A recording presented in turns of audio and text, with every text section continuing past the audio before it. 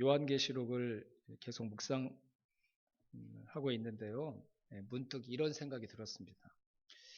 내가 만약에 사도 요한이었으면 주님께서 나를 하늘로 데려가셔서 하늘의 참된 영원한 성전에서 일어난 일들을 보여주시고 살아계신 예수님을 보게 하시고 그분이 여전히 세상을 통치하시는 것을 보여주시고 그리고 앞으로 장차 이 세상이 받게 될 심판에 대해서 나에게 딱 말씀해 주시면 그 환상과 말씀을 내가 가지고 와서 이 세상에게 담대하게 전할 수 있을까? 이런 생각이 문득 들었어요. 엄청난 일이잖아요, 이게. 그렇죠? 그리고 하나님께서 무섭게 세상의 죄악들을 하나님의 뜻대로 살지 못했던 패역한 세상을 심판하실 것들을 아주 적나라하게 하나님께서 요한계시록에 다 기록해 놓으셨는데 그래도 하나님을 믿지 않고 교회를 핍박하는 세상을 향해 내가 하나님이 나에게 주셨던 이 말씀, 주님께서 맡겨주신 이 말씀을 하나도 빠짐없이 담대하게 다 증거할 수 있을까? 자신 없더라고요. 그래서 제가 하나님 감사합니다. 제가 아니라 요한 사도에게 이 환상을 보여주셔서 감사합니다. 제가 이렇게 기도했어요. 아마 여러분 중에는 요한 사도처럼 하나님이 이런 놀라운 환상을 보여주시고 세상의 마지막 심판의 말씀들을 주셔도 세상 앞에 나가서 담대하게 증거하실 분들이 계실 수 있을 것 같아요. 계실 수. 근데 저는 이게 쉬운 일이 아니겠더라고요. 매주 저에게 주신 말씀을 여러분 앞에 딱 증거하려고 할 때도요. 이거 해야 되나? 이거 하면 또 힘들어 하실 텐데. 이 얘기까지 다 하면 버거워하시는 분들이 계실 텐데. 사실 뭐 이런 고민들이 저한테 있거든요. 여러분한테도 말씀을 전하는데도 그런 고민이 있고 갈등이 있는데 주님을 전혀 깨닫지 못하고 주님을 반대하는 사람들에게 그들을 향한 심판을 있는 그대로 다 얘기한다는 것 이거 결코 쉬운 일이 아니에요. 근데 요한 사도는 했나요? 안 했나요? 했죠.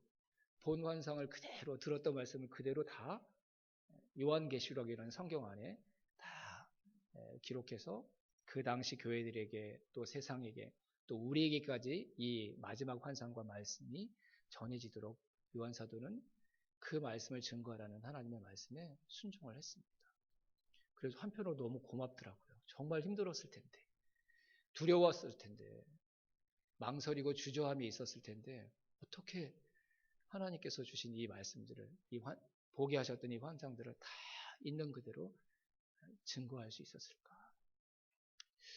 무엇이 이걸 가능하게 만들었을까? 자꾸 이제 이런 마음이 들었던 거예요. 이게 요한 사도가 그냥 훌륭했기 때문에 이게 가능한 일이 아니었겠다. 감당해야 될 사명이 크고 감당해야 될 사역들이 무겁다고 한다면 하나님께서 그 사람의 됨됨이와 믿음의 크기에 의해서 그걸 감당하도록 하시는 게 아니라 제가 믿는 하나님은 그걸 감당할 수 있도록 그 사람을 도와주시는 분이라고 저는 믿거든요.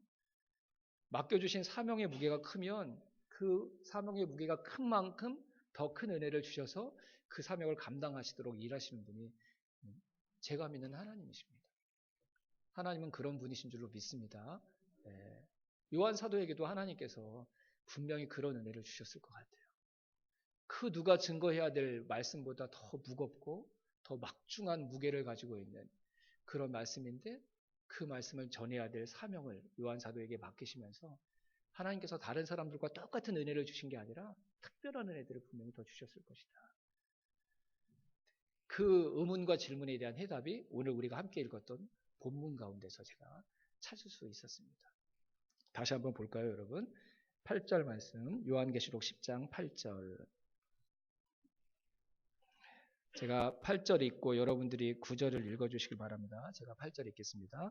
하늘에서 나서 내게 들리던 음성이 또 내게 말하여 이르되 내가 가서 바다와 땅을 밟고 서 있는 천사의 손에 펴놓인 두루마리를 가지라 하기로.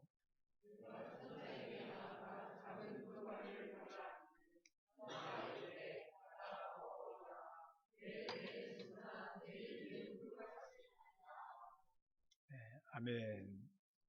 전 이게 요한 사도가 감당해야 될 사명이 참 막중했지만 그래도 그 막중한 책임과 사명을 감당하고 순종할 수 있게 했던 비결이었다고 찾았습니다.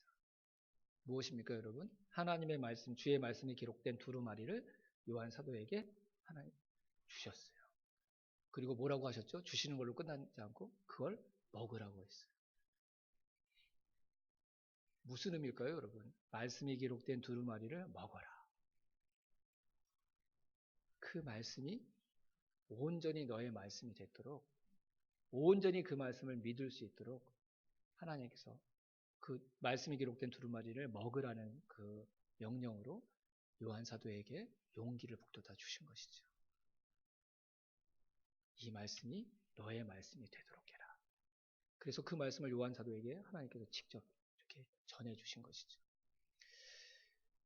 우리의 삶에 용기가 필요할 때, 그리고 담대함이 필요할 때, 그리고 믿음이 필요할 때 하나님께서 가장 많이 사용하시는 방법이 우리에게 말씀을 주심으로 우리 안에 불신이 믿음으로 바뀌는 역사를 경험하게 하시고 우리가 감당해야 될 사명을 감당할 수 있는 힘을 우리가 공급받도록 하나님께서 그렇게 일하시는 분이신 줄로 믿습니다.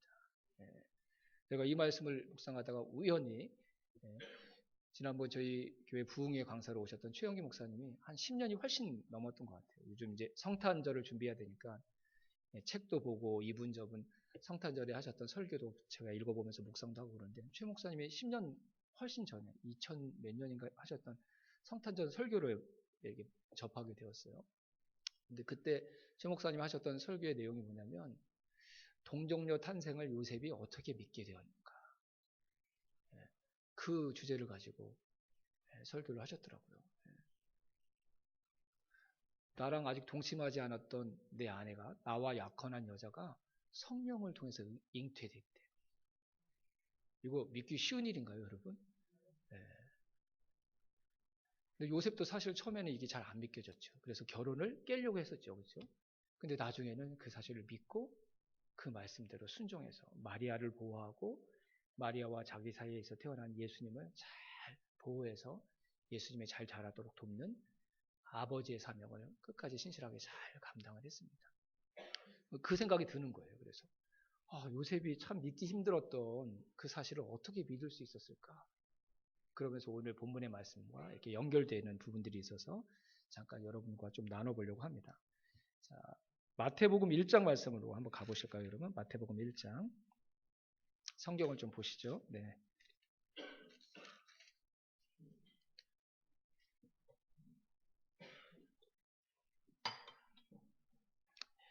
1장 18절부터 20절까지입니다. 1장 18절부터 20절까지. 마태복음 1장 18절부터 20절까지.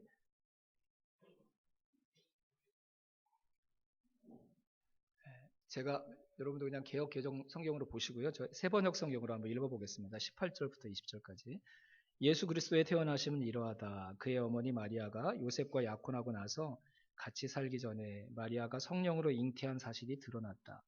마리아의 남편 요셉은 의로운 사람이라서 약혼자에게 부끄러움을 주지 않으려고 가만히 파혼하려고 하였다. 요셉이 이렇게 생각하고 있는데 주님의 천사가 꿈에 그에게 나타나서 말하였다. 다윗의 자손 요셉아, 두려워하지 말고 마리아를 내 아내로 맞아들여라.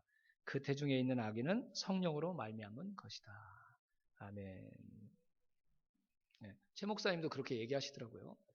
동정녀에게서 성령으로 아기가 잉태되었다. 근데 전혀 이 사실이 의심스럽지 않고 믿어졌다는 거예요. 저도 그렇거든요. 전혀 이게 뭐 의구심이 들거나 의문이 들지 않습니다. 왜냐하면 천지 만물을 창조하신 하나님이 여자의 몸에 남자와 동침하지 않아도 아이가 생기도록 하실 수 있지 않을까요? 하나님의 능력이라면. 저는 하나님의 능력이 믿어지니까 그게 충분히 가능하다고 생각이 돼요. 근데 아직 믿음이 없거나 교회 처음 나오신 분들에게는 이것처럼 허무맹랑한 소리가 없죠.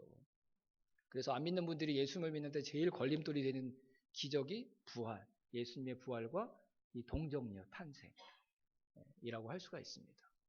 그러면서 최 목사님이 그 얘기를 하셨어요. 나는 하나님의 능력을 믿으니까 이게 아무렇지도 않게 믿어진다. 여러분에게도 하나님의 능력을 믿는 은혜가 있기를 바랍니다. 이렇게 말씀하시고요. 또 한 가지, 이걸 사실로 믿는 이유가 요셉의 증언 때문이다. 이렇게 말씀하셔서 설교하셨던 내용이에요. 자, 오늘 본문을 봤더니 요셉을 어떤 사람이라고 얘기했냐면 요셉은 의로운 사람이다. 이렇게 얘기했어요. 의롭다는 말이 무슨 뜻이죠, 여러분? 성경에서 말하는 의로움이 무슨 뜻이죠? 하나님의 말씀을 그대로 지키는 사람을 의로운 사람이라고 얘기합니다. 그래서 완전한 의인은 우리 예수님 한 분밖에 없는 거죠. 성경을 온전히 지킬 수 있는 사람은 예수님밖에 없으니까요. 자, 남녀가 서로 결혼하기로 약속해서 약혼을 했어요. 이 유대 사회에서 약혼은요, 이미 부부가 된 겁니다. 약혼하고 나서 남자가 바람피고 여자가 바람피면 그 사람은 가정을 깬 가정 파괴범으로 율법의 처형을 받게 되고 간음한 사람으로 간통한 자로 율법의 처형을 받게 되어 있습니다. 그러고 나서 나중에 예식만 올리면 그 모든 게 결혼이 다 끝나는 상황이 되는 거죠. 그러니까 이미 마리아와 요셉은 부부가 되었는데 아직 결혼식을 올리지 않은 그런 상태였기 때문에 법적으로는 부부였던 것이죠. 그런데 마리아의 배가 불러오는 거예요. 임신했다는 소식을 접하게 된 거예요. 그러면 율법대로 한다면 어떻게 되는 거죠, 여러분? 마리아는 결혼을 파기당해야 되고 처벌을 받아야 되는 상황이 된 것이죠. 그래서 요셉이 어떻게 했어요, 여러분? 그 약혼을 파혼하기로 결정하고 그 결혼을 깨트리려고 했던 것이죠. 그런 차원에서 요셉은 의로운 사람이었어요. 그렇죠? 율법대로 약혼을 했는데 여자가 다른 남자와 동침해서 임신을 하게 되면 그 약혼은 무효가 되고 거기에 대한 합당한 벌을 받아야 됐기 때문에 율법에 정한 대로 하나님의 말씀이 가르친 대로 요셉은 따랐기 때문에 요셉은 의로운 사람이다. 이렇게 생각할 수 있는 것이죠. 근데 요셉이 그렇게만 했습니까, 여러분? 이 약혼 끝이야. 무효야. 이렇게 하고 끝났습니까? 그 다음에 율법대로 하면 어떻게 되죠? 마리아가 처벌받도록 해야 되는데 요셉은 그렇게 하지 않았거든요. 성경이 말하는 의로운 사람이라는 것은 이 요셉의 나머지 행동까지를 다 감안해서 바라봐야 될 단어라는 것을 우리가 알아야 합니다. 우리는 자꾸 이런 착각에 빠져요. 어떤 문제가 있으면 옳고 그름을 따지는 사람, 이 사람을 의로운 사람이라고 생각하는데요. 여러분, 하나님의 말씀하시는 의로운 사람은 정의, 공의를 운운하는 사람을 얘기하지 않습니다. 주님의 경건과 주님의 거룩과 바리새인의 거룩의 차이가 뭐라고 그랬죠, 여러분? 더 철저하게 지키는 건 바리새인들이 하는 것 같은데 바리새인들 주변에 있는 사람들은 다 죽어요. 다 죄의식에 시달려서 막 더 힘들어해요. 근데 예수님의 주변에 있는 사람들은 죄인들이 회개해서 하나님이 기뻐하시는 백성으로 그들의 삶이 바뀌어요. 그게 중요한 거예요, 여러분. 진짜 공의, 의로움은요, 사람을 죽이는 게 아니라 사람을 죄인으로 내모는 게 아니라 그 사람이 다시 살아날 수 있도록 돕는 게 진정한 하나님이 기뻐하시는 의인 줄로 믿습니다. 요셉을 의로운 사람이라고 얘기하는 건 그가 법대로 했다. 그 면만 본 게 아니라 마리아가 충분히 잘못했어요. 아니 100% 마리아의 책임이죠. 나와 동침하지 않았던 나와 약혼한 여자가 임신을 했으니까요. 그래서 그 약혼을 파혼하기로 결정합니다. 거기서 끝나지 않고 마리아에게 해가 돌아갈까봐 어려움이 돌아갈까봐 조용히 그 약혼을 깨트리려고 했던 마리아에게 자비를 베풀고 싶어 했던 요셉의 마음까지를 성경이 다 감안해서 그를 의로운 사람이라고 얘기했던 것입니다. 교회에서 의로운 척하면서 하나님의 말씀을 가지고 뭐가 잘못되고 뭐가 죄라고 막 얘기하는 사람들. 어떤 모임에도 꼭 그게 자기의 사명이라고 생각해서 뭐 그런 역할을 하는 사람들이 있는데 그래서 여러분 그 공동체를 깨고 그 모임을 깨면 그 사람은 의로운 사람이 아닙니다. 하나님이 기뻐하시는 인정하시는 참된 의를 가진 사람이 아닙니다. 죄를 지적하더라도 그 사람을 살리고 다시 죄 가운데 빠지지 않기 위해서 죄를 지적하는 것. 그 사람을 향한 자비와 사랑의 마음을 가지고 그렇게 하는 것. 그것을 하나님께서 의롭다고 말씀하시는 것이죠. 요셉은 그런 면에서 진정 의로운 사람이었습니다. 근데 여러분 예수님이 태어나실 때 이 요셉과 마리아의 부부에서 일어났던 일들을 마태복음을 기록했던 마태가 어떻게 알았을까요, 여러분? 마리아와 요셉의 증언을 듣고 알지 않았겠습니까? 요셉이 그렇게 믿을 만한 사람이고 진짜 의로운 사람이라는 것을 마태가 알았기 때문에 이 마리아와 요셉의 고백을 읽고 예수님의 탄생에 대해서 이 마태복음에 기록했던 것이죠. 요셉은 충분히 믿을 만한 사람이었기 때문에 마태가 그 요셉과 마리아의 고백과 간증을 듣고 이 성경에 이 내용을 기록한 것입니다. 자, 근데 여러분 한 가지 더 생각할 게 있어요. 요셉이 마리아가 임신했다는 얘기를 듣고 마리아를 만났을까요? 안 만났을까요? 어려운 질문인가요? 그냥 소문으로만 듣고 마리아가 임신했다는 얘기를 듣고 그 결혼을 파혼하려고 했던 것일까요? 요셉이 그럴 리가 없죠. 왜 마리아를 만나지 않았겠어요? 마리아를 만나서 요셉이 먼저 물어봤든지 마리아가 먼저 얘기했든지 마리아가 왜 임신하게 되었는지 그 내용을 설명을 했겠죠. 그렇죠? 마리아가. 그리고 그 내용을 요셉이 분명히 들었을 것입니다. 마리아가 뭐라고 얘기했죠? 저는 다른 남자와 잠자리를 함께해서 아이가 생긴 게 아니라 성령께서 내 안에 아이를 갖게 하신 것입니다. 이런 마리아의 말을 요셉이 믿었나요? 못 믿었나요? 여러분? 못 믿었죠. 못 믿었으니까 이 결혼을 깨려고 했던 거 아니겠어요? 여러분? 마리아가 경건한 여자라는 걸 알고 결혼하기로 작정을 했어요. 근데 자기가 경건하고 믿었던 마리아가 진실되게 얘기하는 거예요. 저 다른 남자와 가까이 하지 않았어요. 제가 임신한 건 성령님께서 그렇게 하신 거예요. 마리아를 생각하는 마음으로는 그 말이 믿고 싶은데 그게 믿어져요, 안 믿어져요? 그거 믿어지면 이상한 거 아니에요, 여러분? 내 이성과 경험으로 이게 도저히 일어날 수 없는 일이잖아요. 아마 요셉도 믿어보려고 했는데 이게 안 되니까 조용히 그 약혼을 파혼하려고 마리아에게 얘기했고 일을 그렇게 처리하려고 했던 것이죠. 요셉이 이상한 겁니까, 여러분? 너무 자연스럽고 당연한 것이죠. 근데 여러분 결과는 어떻게 됐죠? 그 결혼이 깨진 게 아니라 두 사람이 온전한 부부가 되었고 두 사람 사이에서 예수 그리스도가 태어나는 하나님의 계획과 일이 그대로 성취되었죠. 그러면 그 사이에 무슨 변화가 일어난 겁니까, 여러분? 마리아의 그 말을 믿지 못했던 요셉에게 성령으로 잉태되었다는 그 말을 믿게 된 요셉의 변화가 요셉 안에서 일어나게 된 것이죠. 도저히 믿을 수 없는 일이에요. 아무리 내가 사랑하는 여자가 하는 얘기지만 도저히 받아들일 수 없는 거예요. 그래서 결혼을 깨려고 했는데 어떤 일을 계기로 해서 요셉의 마음이 바뀌어서 마리아가 했던 그 말을 믿게 되었고 마리아를 끝까지 지켜주는 남편이 되었고 마리아의 몸에서 태어났던 그 아이를 잘 돌보는 아버지의 사명을 감당하는 그 삶을 요셉이 걸어갔던 것이죠. 무슨 일이 일어난 겁니까, 여러분? 성령으로 잉태되었다는 그 말을 마리아의 고백을 통해서 들었을 때는 믿을 수 없어서 결혼을 깨야겠다고 결심했던 요셉의 마음을 바꾼 게 무엇입니까? 그게 바로 20절의 말씀이죠. 마태복음 1장 20절의 말씀. 요셉이 이렇게 생각하고 있는데 주님의 전사가 꿈에 그에게 나타나서 말하였다. 하나님께서 무슨 일을 하신 거예요? 하나님의 말씀을 천사에게 주셔서 요셉에게 가서 얘기하라고 하나님이 명령하신 거예요. 마리아를 통해서 들었던 그 말을 하나님께서 다시 요셉에게 직접 다시 해주신 거죠. 성령으로 잉태된 것이다. 성령으로 잉태된 것이다.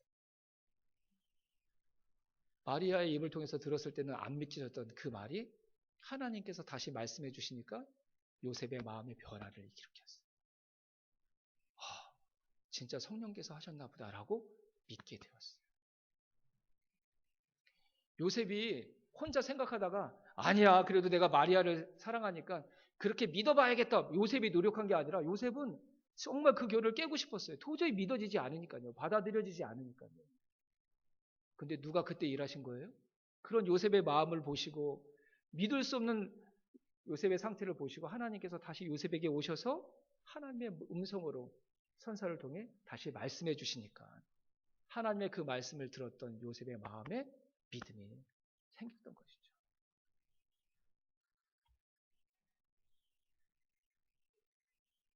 믿음은 내 노력으로 만들어지는 게 아닙니다. 하나님께서 저와 여러분에게 주시는 선물인 줄로 믿습니다. 요셉은 믿음이 좋은 사람이고 의로운 사람이니까 말도 안 되는 이 말을 그냥 아멘! 그렇게 믿습니다. 이렇게 받아들였다는 그런 증거들이 성경에 없어요, 여러분. 도저히 안 믿어지니까 조용히 그 결혼을 깨려고 했잖아요. 세상의 마지막에 일어날 이 엄청난 얘기를 요한 사도에게 하나님께서 보여주시고 맡겨주셨을 때 요한 사도가 그래도 예수님의 제자니까 아멘!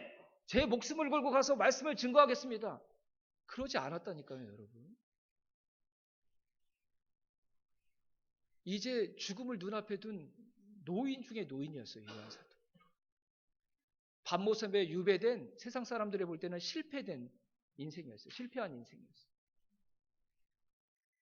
그런 요한 사도에게 내가 너에게 보여준 환상, 내가 너에게 맡겨준 이 말씀들 세상에 가서 교회에게 증거하고 세상을 향해서 외치고 예언해야 돼요. 이게 그냥 아멘, 순종하겠습니다. 이렇게 할 수 있는 주님의 명령인가요, 여러분? 수백 가지의 이유를 들어서 이건 나에게 너무 엄청 부담되는 사명이니까요. 저 거부하고 싶습니다. 라고 할 수 있는 당연한 일이었어요. 당연한. 근데 하나님께서 다시 요한 사도에게 말씀이 기록된 두루마리를 가져다 주시고 그 말씀을 먹어 너의 말씀이 되도록 또 격려하시고 그에게 다시 말씀을 가까이 하도록 해주시니까 요한 사도에게 없었던 새로운 믿음, 순종하고 싶어 했던 마음이 하나님이 주신 그 말씀의 은혜 때문에 그 안에서 다시 생겨나게 된 것인 줄로 믿습니다.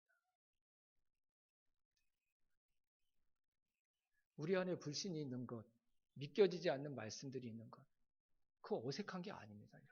당연한 것입니다. 주님께서 어떤 일을 맡기셨는데 그 일이 아무리 작은 일이라도 크게 주님의 일이니까 그 일을 감당하는데 부담이 들지 않을 수가 없어요. 그게 잘못된 게 아닙니다. 우리는 인간인지라 당연하고 자연스러운 것입니다. 근데 여러분 우리가 기억해야 될 게 있습니다. 그런 우리를 하나님께서 보고 계신다는 거예요.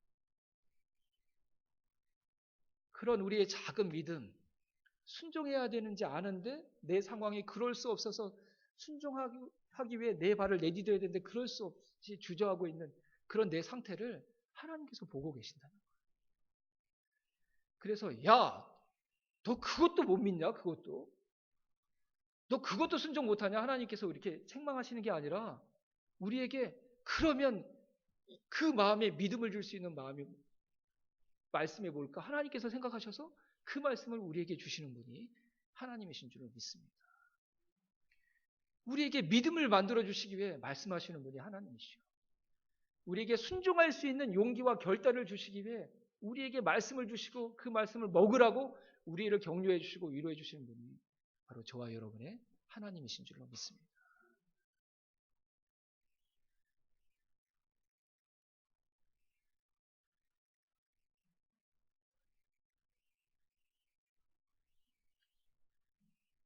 믿음 내가 만드는 거 아닙니다. 순종할 수 있는 그 마음 내 노력으로 내가 이루어낼 수 있는 게 아닙니다. 우리는 늘 흔들릴 수 있고요. 늘 하나님의 말씀대로 살지 않아야 될 이유를 하나님 앞에 쉼없이 말씀드릴 수 있는 그런 연약한 사람들입니다. 하지만 기억합시다. 그런 우리를 다 아시고 그런 우리의 마음과 인생에 믿음을 만들어내실 수 있는 분이 바로 우리 하나님이시요 우리 주님이신 줄로 믿습니다. 그래서 우리가 꼭 해야 될 게 있습니다. 그 믿음을 만들어 주시기 위해 우리에게 말씀하시는 하나님 앞에 늘 서는 것. 그것은 해야 합니다. 이 세상에서 살고 있고 우리가 연약해서 늘 우리 안에 그 말씀은 잘 안 믿겨져. 그건 내가 순종할 수 없을 것 같아. 이런 마음이 드는 것 하나님께서 이해하십니다. 그런데 그런 우리를 하나님께서 또 돕기를 원하시는 것도 엄연한 사실이거든요. 그러니까 나는 믿음이 없는 것 같아. 나는 순종할 마음이 생기지 않아. 내 몸이 움직이지 않아. 헌신의 자리로 나아가고 싶지 않아. 이런 거 다 우리에게 있을 수 있어요. 근데 중요한 건 우리가 그것 때문에 책망받는 게 아니라 그런 우리를 아시고 그런 우리를 다시 일으켜 세우시고 우리의 불신을 믿음으로 바꾸시려고 일하시는 하나님이 계신다고요. 그 하나님이 지금 우리와 함께 계신다고요. 순종할 수 있는 용기를 주시고 결단할 수 있도록 우리를 감동하시는 하나님의 도우심이 지금 우리의 삶 가운데 계속 일어나고 있다고요. 이건 부인하면 안 되죠. 이건 부인하면 안 됩니다, 여러분. 그래서 여러분 말씀을 듣는 자리에 오시면요. 이렇게 막 감상하고 눈 감고 계시면 안 돼요, 여러분.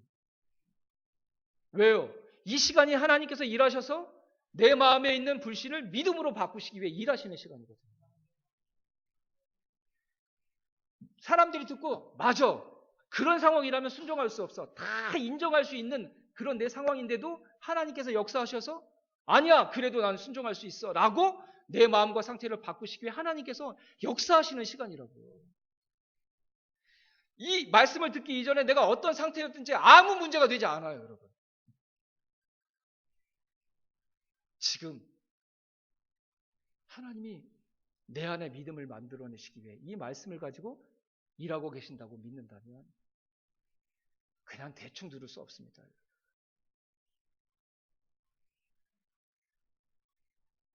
이걸 해야 되는 거예요, 이건. 뭐 사람 때문에 시험에 들고 뭐 같이 섬기는 사람들 때문에 내 마음이 불편하고 내가 한 것에 대해서 합당한 대우를 안 해줘서 내 마음이 무너지고 실망하고 다 그럴 수 있어요. 다. 근데 그걸 다 하나님께서 아신다니까요. 그런 문제들 하나하나를 다 하나님께서 해결하시고 극복할 수 있도록 우리의 마음을 믿음으로 바꾸시기 위해 말씀을 가지고 계속 일하시는데 이것도 거부해요? 이건 안 되는 거예요. 이건 안 되는 거예요. 하나님이 나중에 그거 책망하실 거예요. 내가 그토록 너를 다시 일으켜 세우려고 했는데 왜 받아들이지 않았니 너? 왜 내 말 듣지 않았니?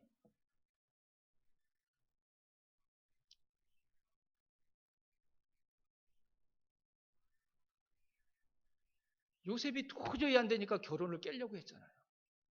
그랬더니 하나님께서 말씀해 주시니까 자기 아내 마리아가 했던 말이 사실로 믿어지는 거예요. 하나님이 그런 역사를 이루어내실 수 있는 살아계신 하나님이신 줄로 믿습니다. 그 일을 하나님께서 하시는 거예요. 저와 여러분의 삶에. 예배마다 하나님께서 그 일을 하시는 줄로 믿습니다. 우리가 내 집에서 내 방에서 이 말씀을 보고 이 말씀을 가지고 기도할 때마다 하나님께서 그 역사를 저와 여러분의 인생 가운데 행하실 줄로 믿습니다. 삶 공부를 통해서 보라 양육을 통해서 그리고 중요한 건 목장 모임에 가서 다른 사람이 말씀대로 살려고 노력했다가 경험했던 은혜들을 들을 때에도 하나님이 동일한 역사들을 이루어내실 수 있는 거예요. 하나님은 쉼없이 말씀하시는 분이십니다. 저와 여러분을 사랑하시기 때문에 저와 여러분들이 지금 힘들어하는 그 문제가 뭔지 아시기 때문에 그걸 해결해 주시기 위해서 저와 여러분의 마음에 새로운 변화를 일으켜낼 수 있는 능력 있는 그 말씀을 지금도 준비하셔서 우리에게 전해주시는 분이신 줄 믿습니다.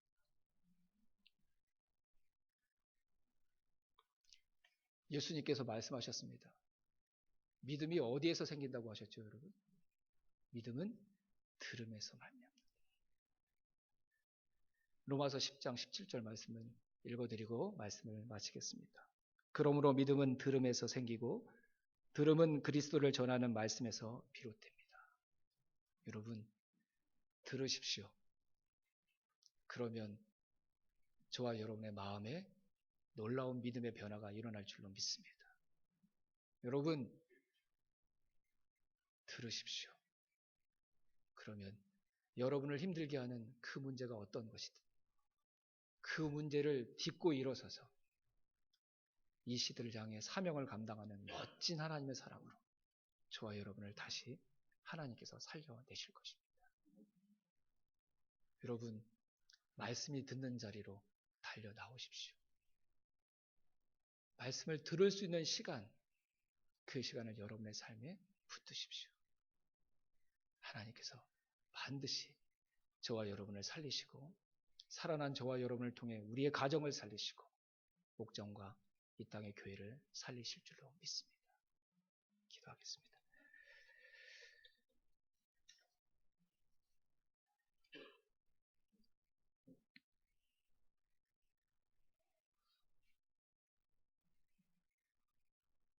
하나님, 말씀을 들을 때마다 제 영이 살아나고 제 삶이 회복되는 은혜를 누리게 해주실 줄로 믿습니다. 그 마음으로 하나님 말씀 앞에 날마다 서겠습니다. 말씀이 있는 자리로 달려오겠습니다. 주님, 내가 이제는 다 끝났다고 포기해버린 그 삶의 영역에도 하나님 말씀하여 주셔서 다시 내가 살아나는 하나님의 능력을 경험하게 하여 주시옵소서.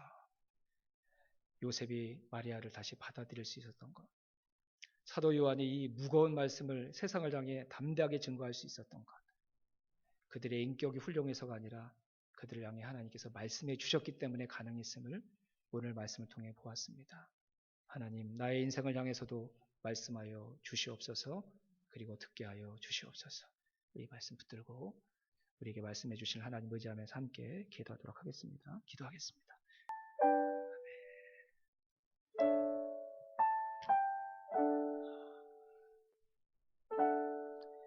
목사인데도 아직 믿어지지 않는 말씀이 있고, 순종해야 되는데 순종하는데 여전히 두려움이 있는 제 모습을 보면서 낙심할 때가 한두 번이 아닙니다. 그런데 오늘 이 말씀을 통해 하나님 아버지께서 위로해 주시고 용기를 주셨습니다. 너는 연약하지만 내 말은 온전하다. 너는 부족하지만 내 말은 완전한 능력이다. 하나님께서 말씀으로 저와 여러분을 세워주실 줄로 믿습니다. 반드시 그렇게 해주실 것입니다. 그래서 우리가 말씀 앞에 서야 합니다. 말씀을 들어야 합니다. 여러분, 그냥 올 한 해를 보내지 마십시오. 하나님 앞에 바른 마음으로 말씀을 듣지 못했다면 그것이 올 한 해 나의 짐이었고 나의 걸림돌이 되었던 것입니다. 그 마음을 바꿉시다. 그래서 하나님께서 저와 여러분을 위해 준비하신 그 말씀으로 우리 안에 믿음을 만들어내고 저와 여러분을 순종할 수 있는 사람으로 세우시는 하나님의 능력을 경험하는 우리 공동체가 다 될 수 있기를 주님의 이름으로 축원합니다. 위대하신 말씀으로 나를 만나주신 하나님 감사합니다. 온전하신 당신의 말씀으로 나를 이끌어 주셔서 감사합니다. 그 말씀을 사모합니다. 그 말씀을 의지하면서 살겠습니다. 이번 한 주간이 그런 은혜를 누리는 복된 시간이 될 줄로 믿습니다. 기도하겠습니다.